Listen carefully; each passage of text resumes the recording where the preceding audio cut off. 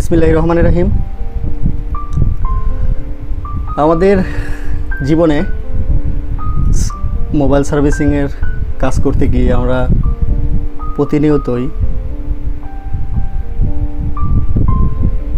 Harassment হই, ঠকে আসছি, আমাদের ঠকানো হচ্ছে। তার প্রমাণ কিন্তু আমরা সোশ্যাল মিডিয়াতে এখন দেখতে পাচ্ছি। আমাদের বিভিন্ন জেলাতে যারা টেকনিশিয়ান ভাইরা ভালো কাজ করে, তাদের ফোকাস বা তাদের টার্গেট থাকে তাদের উপরে, বিকজ তাদের মাধ্যমে অনেক মানুষের কাছে পৌঁছানো যায়। তো সেই সুযোগটা আমাদের এই সার্ভিসিংয়ের যারা টুলস বিক্রেতা তারা নিয়েছেন।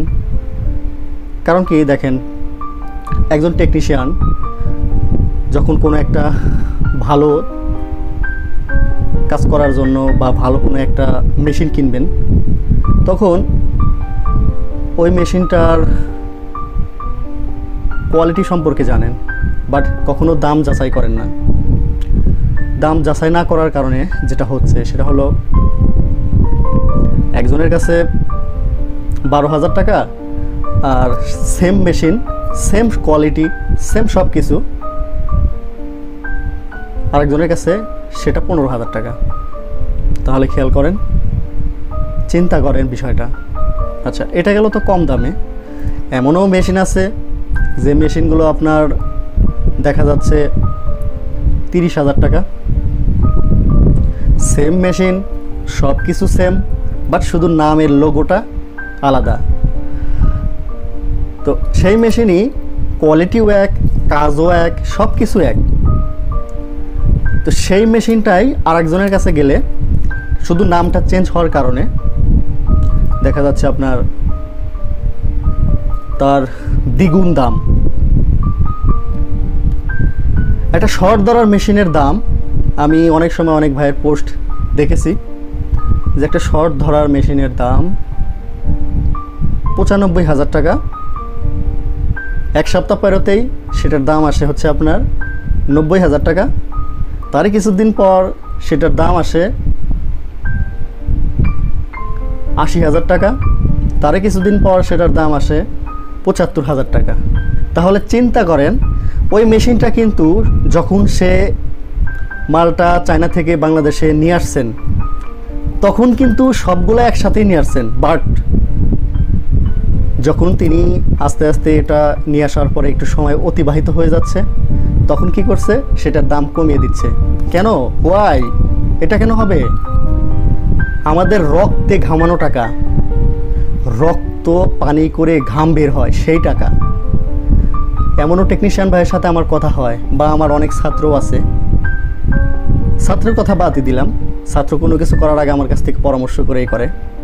বাট যারা টেকনিশিয়ান ভাই, অনেক সময় আমি ব্যস্ত থাকি, যার কারণে ফোন দিয়ে কথা আমার সাথে বলতে পারে না।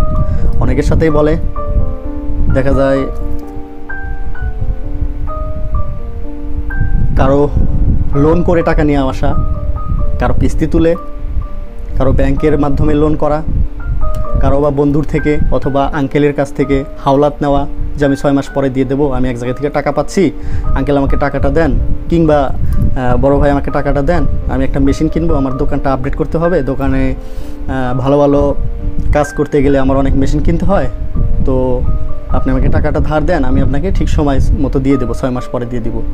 চিন্তা করেন কত কষ্ট করে একজন টেকনিশিয়ান ভাই মেহনতের ঘাম ঝরানো টাকা দিয়ে, এত টাকা দিয়ে একটা মেশিন কেনা হয়, অথচ মেশিনটা একদিনই বাংলাদেশে আনা হয়।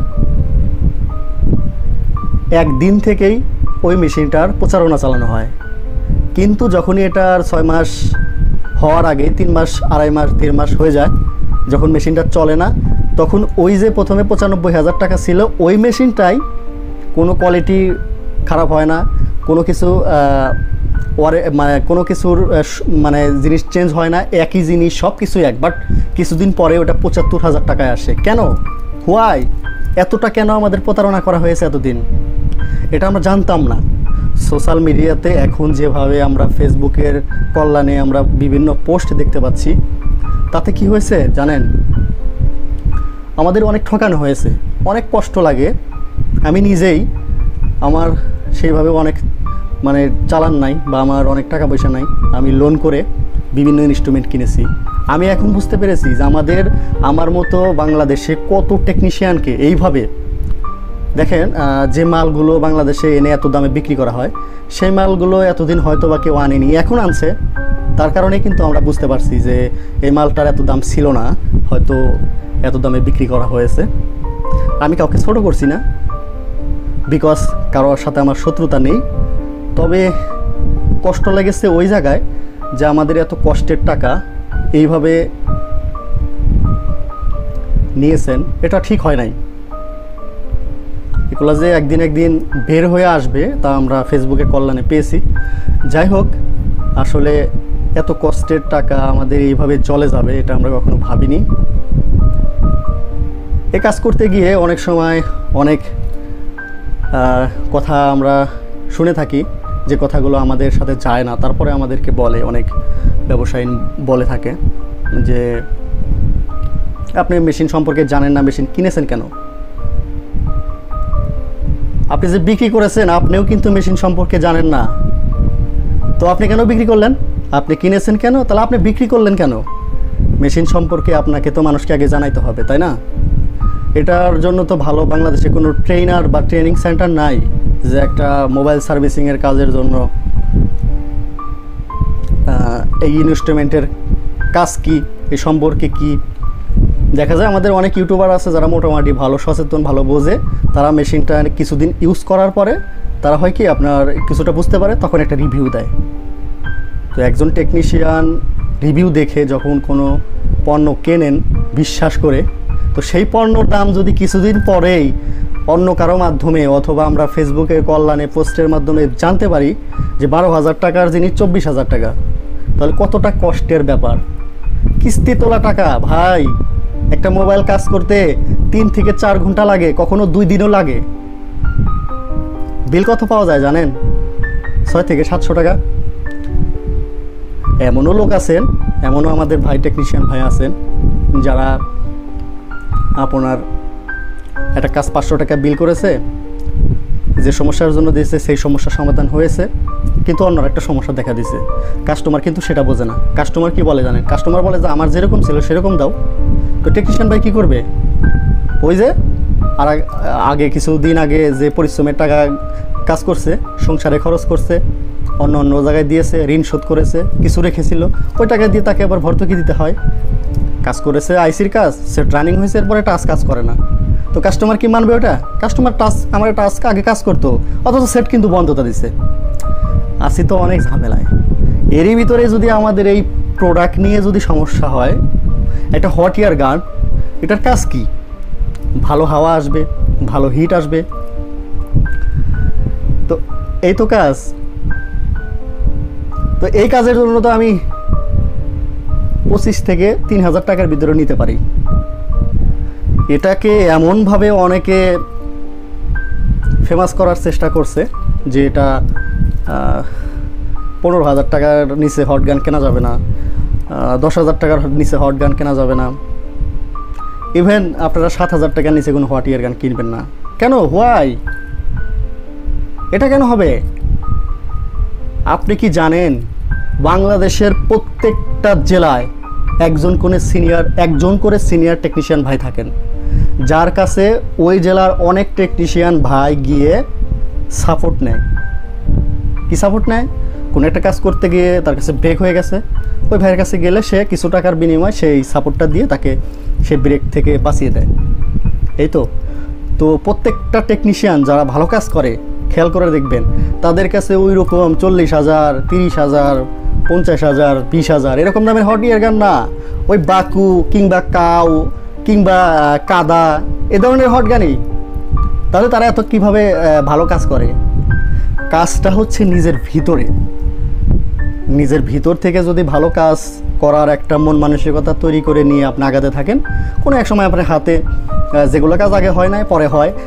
এই জেনারেশনে এসে দেখা যায় যে যেগুলো কাজ আপনি আগে পারতেন না সেই কাজগুলো এখন এই জেনারেশনে কিছু টেকনিশিয়ান ভাই আপনার কাছে নিয়ে আসছে, কারণ আপনি ওইগুলো পার করে আসার পরে আপনার হাত অ্যাক্টিভিটি ভালো হয়েছে, যার কারণে আগে যে কাজগুলো আপনি করতে পারতেন না সেগুলো এখন পারেন। ইভেন একটা আপডেট যখন ফোন আসে ওই আগের এক্সপিরিয়েন্স থেকে এখনকার যে ফোনগুলো আপডেট, আপনাকে যে কাজটা আপনার কাছে হয় না, সেটা কি হয়, আপনার যে মাথার জ্ঞান, ওই জ্ঞানে আগের কিছু বুদ্ধি আছে, এখনকার বর্তমান প্রেক্ষাপটের কিছু জ্ঞান আছে, হাতের অ্যাক্টিভিটি সব মিলিয়ে আপনি এই কাজটা তুলতে পারেন। কিন্তু একজন নতুন টেকনিশিয়ান ভাই কিন্তু কাজটা তুলতে পারে না, তখন আপনার কাছে আপনার দ্বারপ্রান্তে যায় বা আপনার কাছে গিয়ে সেটা সমাধান করে। এই তো আমি অনেক টেকনিশিয়ান ভাইয়ের সাথে কথা বলেছি, তাদের কাছে বাকু, কাদা, কচু এছাড়া ভালো হটগান ব্যবহার করে না। হ্যাঁ, আপনাদের পোস্টের মাধ্যমে, অনেকের রিভিউর মাধ্যমে তারাও এখন দামি কিছু কেনার চেষ্টা করে। কারণ কি জানেন, দামি কিছু থাকলে কিছু কাস্টমার আছেন যারা মানুষের চালচরণ, কথাবার্তা অথবা দোকানের ডেকোরেশন, ভালো ইনস্ট্রুমেন্ট এগুলো দেখলে হয় কি, বিভিন্ন কাজ আগে আপনাকে দিত না, কিন্তু যখন আপনি দোকানের সব কিছু আপডেট করবেন তখন কিন্তু আপনার কাছে ওই কাজগুলো দেওয়া হয় বা কাস্টমারগুলো আপনার কাছে বিশ্বাস পায় যে না, এই ভাইয়ের কাছে অনেক মাইক্রোস্কোপ আছে, দামি হট ইয়ার গান আছে, কিংবা দামি ভালো টাচ সেপারেটর মেশিন আছে, ওসিএ মেশিন আছে। এগুলো দেখার পরে কাস্টমারদের আলাদা একটা টেকনিশিয়ানের প্রতি একটা বিশ্বাস জন্ম নেয়। এই তো, আর সেইটা সাজাতে গিয়ে একজন টেকনিশিয়ান ভাইয়ের যে কী পরিশ্রম হয় এটা আমি জানি, আমি নিজেও সাজিয়েছি, তো আমিও জানি একজন টেকনিশিয়ান ভাই যে কত কষ্ট করে এই টাকাগুলো উপার্জন করে সেটা আমি জানি। ঠিক আছে, চার্জিং সকেট লাগায় 100 টাকা, 200 টাকা বা এই 150 টাকা এ ধরনের কাজ করে এই মেশিন কেনা হবে না, মেশিন কেনা সম্ভব না। আপনি এই 150 টাকা 200 টাকা ইনকাম করে একটা ছোটোখাটো বাজারে হয় না ভাই, ছোটোখাটো বাজারে যারা থাকে তারা কি করে জানেন, কিস্তি উঠায়, লোন তোলে, কেউ বা এনডিবি থেকে তোলে, কেউ বা ব্যাংকে থেকে তোলে। এই তো এই টাকা দিয়ে যখন ঢাকায় খুশি খুশি, আমি দেখেছি অনেক ভাইকে যারা ফেসবুকে স্ট্যাটাস দিচ্ছে আছে ঢাকা যাচ্ছি, কোথায়, এই দোকানে, কী জন্য, এটা মাইক্রোস্কোপ কিনবো। কেন, আইএসপি কানেকশন করতে খুব কষ্ট হয় ভাই, চোখে খুব সমস্যা, চোখ দিয়ে দেখতে পারি না, চোখে পানি চলে আসে, অনেক ছোটো ছোটো জায়গায় ঝালাই দিতে হয়, তাই তো একটা মাইক্রোস্কোপ কিনবো। টাকা কই পেলেন ভাই, টাকাটা আমার কাছে কিছু ছিল আর আমি কিছু ধার করেছি। সেই ধার করা টাকা দিয়ে যদি একটা মেশিনে 5 থেকে 6 হাজার টাকার ডিফারেন্স হয়, বলার নাই কিছু।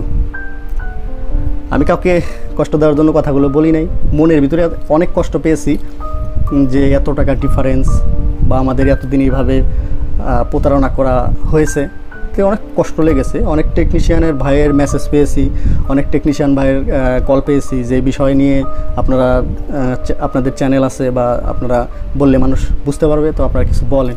তো আমি বলতে চাচ্ছিলাম না, কিন্তু অনেক টেকনিশিয়ান যারা সিনিয়র, যারা সবসময় আমার সাথে কথা বলে, ওঠা বসা করে, তারা বলছেন যে ভাই আমরা তো বললে আমাদের সেইভাবে হবে না, আপনি একটু বলেন। তো মনের কথা মনে রাখতে চাইছিলাম কিন্তু রাখতে পারলাম না, আপনাদেরকে জানানোর চেষ্টা করলাম। অনেক কষ্ট লেগেছে এই আমাদের সঞ্চয় করা টাকা কিংবা ধার করা টাকা দিয়ে এইভাবে আমরা প্রতারিত হয়েছি এতদিন।